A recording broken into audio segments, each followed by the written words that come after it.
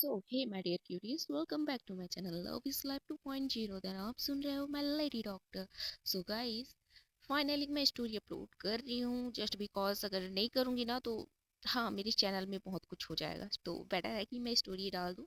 हाँ ये बस आज ही के लिए है क्योंकि इस मंथ मैंने स्टोरी अपलोड नहीं किया है, जिसकी वजह से मेरे चैनल में यूट्यूब टीम की साइड से कुछ समझ सकते हो प्रॉब्लम क्रिएट हो रहा है, इसलिए मैं स्टोरी बना रही हूँ।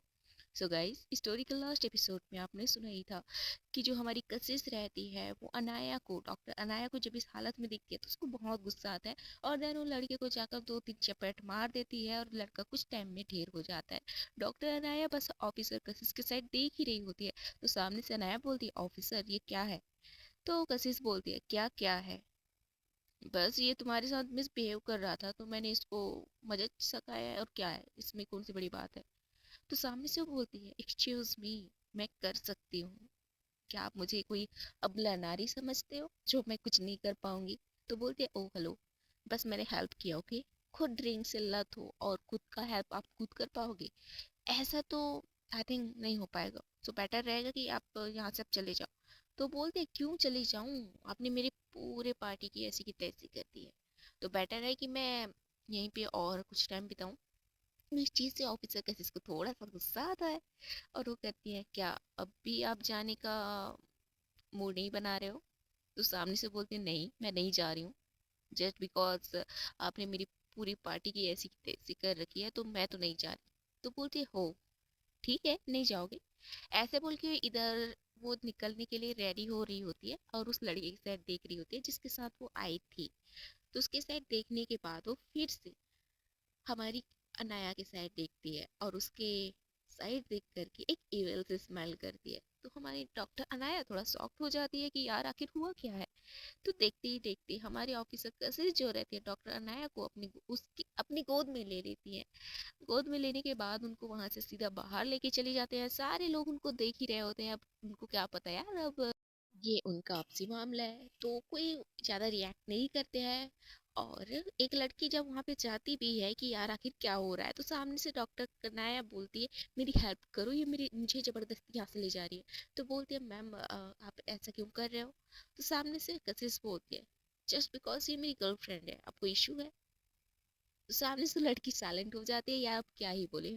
वो बस हमारी डॉक्टर अनाया को देख करके बोलते हैं ना, फर्स्ट क्रश जस्ट ऐसी हो गई थी, मतलब वो क्रश बन गई थी उसकी। तो इस तरीके से उसको कोई ले जा रहा था, उसको सच में बुरा लग रहा होता है क्योंकि यार उसको बात करने का टाइम भी नहीं मिला था, मौका भी नहीं मिला था, जिसकी वजह से वो बोल ही देती है। तो वो लड़की जब ये सुनती है तो उसको बहुत ज्यादा गुस्सा आता है बट हर्ट भी होता है। अब क्या ही करे, उनकी गर्लफ्रेंड है तो क्यों वो बीच में कूद जाए, मीन्स बोलते हैं ना, मियाँ बीवी भी राजी तो क्या करेगा काजी, तो मैं वहां पे जाकर क्या ही एंटर करूं?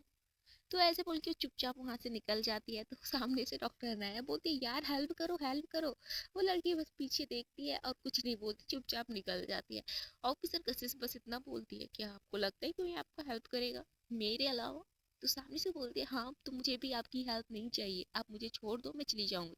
तो बोलती है, नहीं नो थैंक्स। ऐसे बोल के उसको उठाती है और उसके घर की साइड ले जाती है। ऑफिसर गलती से बस उसके साइड बस देख रही होती है और डॉक्टर नया जो रहती है मुंह फुला करके बैक वाले सीट पे बैठी रहती है और बाहर देख रही होती है, कार से बाहर वो नज़ारा बस देख रही होती है नाइट का। ऑफिसर कशिश उसको उसके घर तक छोड़ देती है, ड्रॉप कर देती है। तो अनाया जो रहती है चुपचाप वहां से जा रही होती है। बस हमारी ऑफिसर कशिश बस उसके जाने का ही बस इंतजार कर रही होती है, बट उसका मूड नहीं था कि वो वहां से जाए, लेकिन क्या करे यार। हाँ इनके बीच कुछ था, लेकिन हाँ हमारी डॉक्टर नायब भी एक ऐसे इंसान है ना कि वो जब एक्सेप्ट नहीं करती है, हाँ करती होगी बट पता नहीं, छोड़ो। तो उसके बाद जो हमारी ऑफिसर कशिश जो रहती है वहां से निकल जाती है अपने घर की ओर।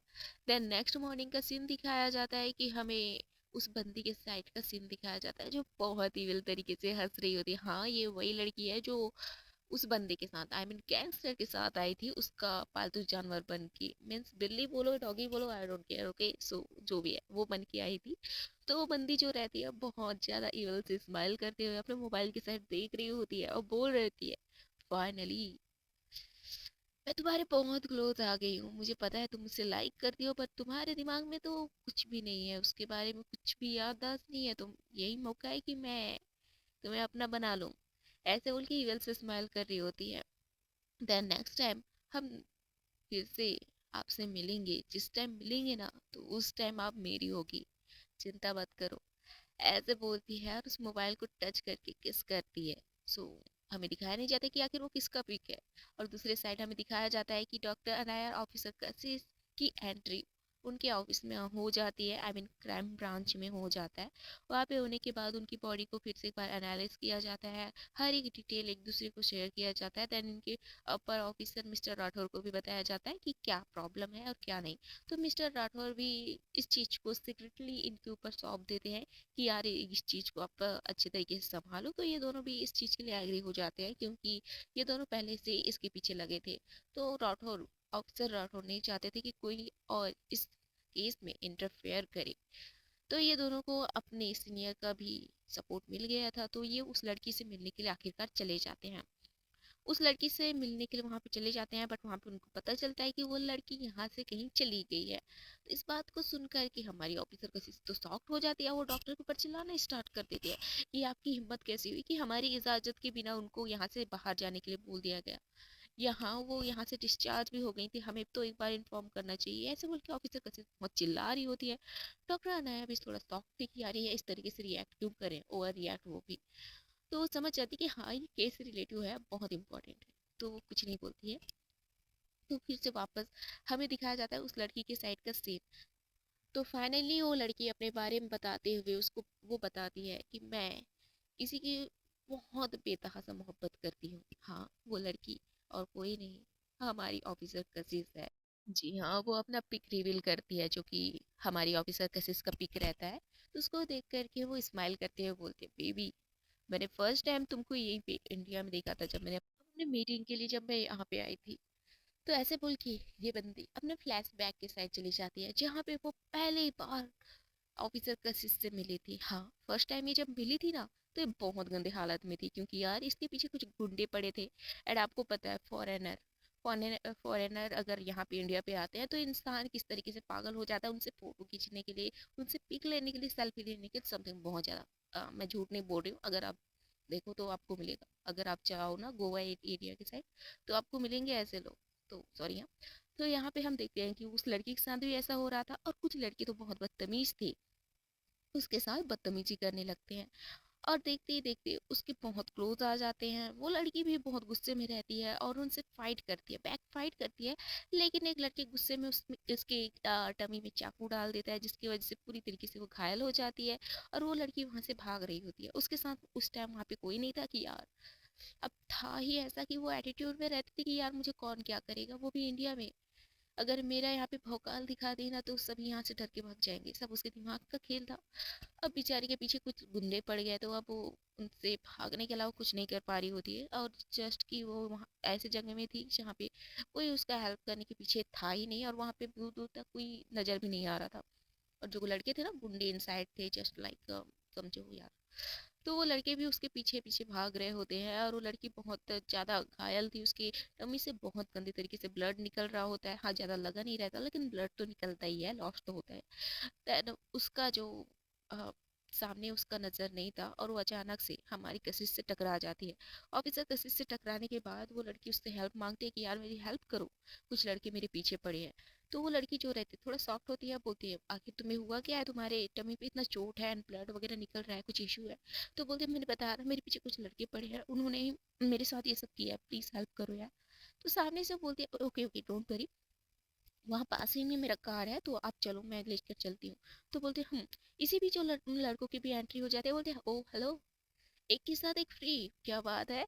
एंड बता दूं ये हमारी साथ है। तो ऐसे बोल के वो लड़के जो रहता है क्रीपी सा स्माइल दे रहे होते हैं। एक तो अपने टंग को बाहर कर रखा था, मतलब बहुत गंदे तरीके से यार। तो वो बहुत गंदे तरीके से उस लड़की साइड देखते हुए बोल रहा होता है। देन कसी जो रहती है इस चीज को देखकर उसको बड़ा गुस्सा आता है। उसका मन कर रहा होता है कि गन निकालूं, सीधा उसके सर पे डाल दूं और ठोक दूं। बट ऐसा कुछ नहीं कर पाती, क्योंकि इंडियन कानून इन चीजों को एक्सेप्ट नहीं करती। ऐसा रूल भी नहीं है कि किसी को आप गोली मार दो, ठीक है। हाँ बटन बटर वगैरह होता है छोड़ो। तो ऐसे बोल के वो लड़की जो रहती है ना वो बोलती है तो तुम लोग की प्रॉपर्टी मैं कैसे हूँ। हाँ, तुम लोग बस बदतमीज बदतमीज लड़के हो, तुम लोगों ने मेरे साथ बदतमीजी की है। तो ऑफिसर कैसे उस लड़की को शांत कराती है और उन लड़कों से बात करके इस सल्यूशन मतलब कुछ सल्यूशन निकालने का ट्राई कर रही होती है कि यार इस सब चीज मेरी बातों से हैंडल हो जाए। लेकिन उन लड़कों से बात करने के बाद हमारी कशिश को पता चल जाता है कि ये लड़के बातों से समझने वाले तो बिल्कुल भी नहीं है। तो लड़के जो रहते हैं कशिश के साथ भी बदतमीजी कर रहे होते हैं, लेकिन इसी बीच कशिश को गुस्सा आ जाता है और वो उनके साइड फाइट बैक करती है। इस बीच वो फाइट बैक करती है तो एक लड़के के पैर पे बहुत जोर से किक मारती है जिसकी वजह से उसका पैर डैमेज हो जाता है। और एक लड़का जो रहता है वो बोलती है कमीनी लड़की, ऐसे बोल के उसके पास जाता है, उसको मारने का ट्राई करता है। लेकिन उसी बीच हमारी ऑफिसर कशिश उसके फेस पे बहुत जोर से मुक्का मारती है जिसकी वजह से वो दूर भाग जाता है। आई मीन उसके नोजी पे। और पता ही है नोजी उनका वीक एरिया रहता है। तो लड़का भी बहुत दूर फेंका जाता है एंड ऐसे ही सभी के बीच फाइट होती है।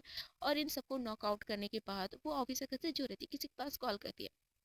कुछ टाइम के बाद वहाँ पे कुछ बंदे आ जाते हैं, उनको उठा करके वहाँ से ले जाते हैं। तो हमारी कसी जो रहती है उस लड़की को आगे डॉक्टर के पास ले जाती है, हॉस्पिटल में ले जाती है। इस चीज़ से उस लड़की को हमारी ऑफिसर कसिस के साथ एक पता नहीं एक अजीब सा अट्रैक्शन इनसाइट हो जाता है, मीन्स अब पता ही है लव हो जाता है। तो वो लड़की बस उसका नाम पूछती है तो ऑफिसर कसिस उसका नाम बताते हैं, लेकिन उस लड़की को ऑफिसर कसिस अपना नाम बताती है लेकिन वो उसका नाम नहीं पूछती है। तो वो लड़की बस बोलती है ओह कशिश तो आप कौन हो, मतलब ऑफिसर वगैरह लग रहे हो, मतलब जस्ट आपकी फाइट को देखकर।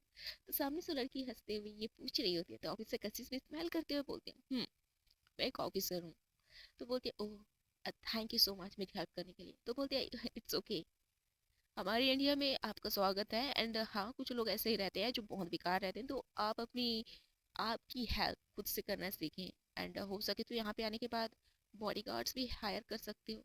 तो सामने से लड़की हंसते हुए बोलती है हाँ मुझे पता है, लेकिन मैं इतनी ज़्यादा कॉन्फिडेंस थी कि यार मैं सबको हैंडल कर लूंगी, बट मुझे पता नहीं था कि मैं इस तरीके से। तो सामने से वो हंसते बोलते ओके ओके, आई नो हम समझ सकते हैं बट इतना ज़्यादा ओवर लेवल का एटीट्यूड होना भी अच्छी बात नहीं है मैडम। तो सामने से बोलती है ओके आई नो, समझ गई, अब इतना ज़्यादा आप मुझे मत बोलो। तो सामने से बोलती है हमारी कशिश कि ठीक है आप अपना ख्याल रखिए, अगर कोई इशू हो तो आप मेरे को बस एक बार कांटेक्ट करिए। तो इनके बीच नंबर भी एक्सचेंज हो जाता है। ऑफिसर कशिश का नंबर उस लड़की के पास फाइनली आ जाता है। ऐसे ही टाइम बीतता है और ये दोनों आपस में मिलते हैं। तो इनका जो मिलना रहता है और ऑफिसर का बस उसको एक फ्रेंड की तरह मिलती है और जस्ट उसको बस सिक्योर रखती है क्योंकि वो आउटसाइड की थी तो ये सब उसका था। लेकिन उस लड़की का ये सब कुछ नहीं था, बस उसका ये मानना था कि यार इनसे मैं मोहब्बत करती हूँ, शायद ये भी मुझसे करती है क्योंकि ये मेरे साथ रहते हैं। लेकिन वो उसकी गलत फहमी थी। तो लड़की जब उसके साथ रहती थी उसको बहुत अच्छा लगता था, हर एक चीज उसको बहुत अच्छा लगता था। एंड फाइनली एक दिन ऐसा आता है कि हमारी कशिश को वो लड़की फाइनली प्रपोज मार देती है। तो कशिश जो रहती है इस चीज़ से थोड़ा शॉक्ट होती है, लेकिन वो उसको एक्सेप्ट नहीं करती है और बोलती है कि आई एम सॉरी बट मेरी कोई है, मेरी लाइफ में कोई है, कोई इंपॉर्टेंट पर्सन है जिससे मैं बहुत ज़्यादा मोहब्बत करती हूँ। तो इस बात से वो लड़की बहुत ज़्यादा गुस्सा हट होती है, गुस्सा भी होती है, लेकिन वो क्या ही कर सकती थी। तो कशिश उसको बोलती है देखो अ, मैं बस आपका हेल्प इसलिए कर रही थी क्योंकि आप आउटसाइड के हो और आप आउटसाइड के होने के बावजूद भी हमारा कानून कहता है कि हम सबका हेल्प कर सकें। तो मैं अपने लॉ के हिसाब से चल रही हूँ। सो आप ज़्यादा टेंशन मत लो एंड प्लीज़ ये सब आप मत सोचो। मैं अब आपसे बस एक फ्रेंड की तरह मिलती हूँ एंड फ्रेंड की तरह आपकी हेल्प करती हूँ। एंड प्यार की बात करें तो मैं आपसे बिल्कुल भी नहीं करती, जस्ट मैं आपको फ्रेंड मानती हूँ। एंड मेरी लाइफ में ऑलरेडी कोई है जिसे मैं बहुत ज़्यादा चाहती हूँ। ठीक है तो प्लीज़ आप ये सब आप मत सोचिए, वही अच्छा रहेगा। तो ये सब लड़की सुन के वहाँ से बहुत सॉफ्ट हो जाती है और वहाँ से वो चली जाती है। दूसरे सीन में हमें ऑफिसर कशिश का सीन दिखाया जाता है जो एयरपोर्ट पे रहती है, वो किसी का वेट कर रही होती है। तो अगर आपको याद हो तो ये वही सीन है जिसके बारे में हमारी ऑफिसर सॉरी डॉक्टर अनाया जो रहती है सोच रही होती है। तो मैं थोड़ा सा इसको एक बार और एक्सप्लेन कर दूँ।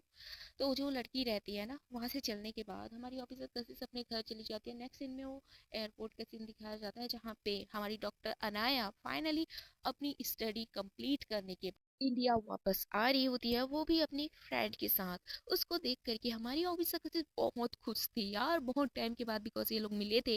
एंड अपनी जान को इस तरीके से देखकर तो बहुत खुशी होगी ही ना, एंड प्राउड तो फील होगा ही, क्योंकि आपकी जान अगर डॉक्टर बन गई हो तो किसको मतलब वो नहीं होगा यार, खुशी नहीं होगा। सिर्फ वहीं पे हमारी ऑफिसर कशिश को भी डॉक्टर अनाया को देखकर यही खुशी हो रही होती है।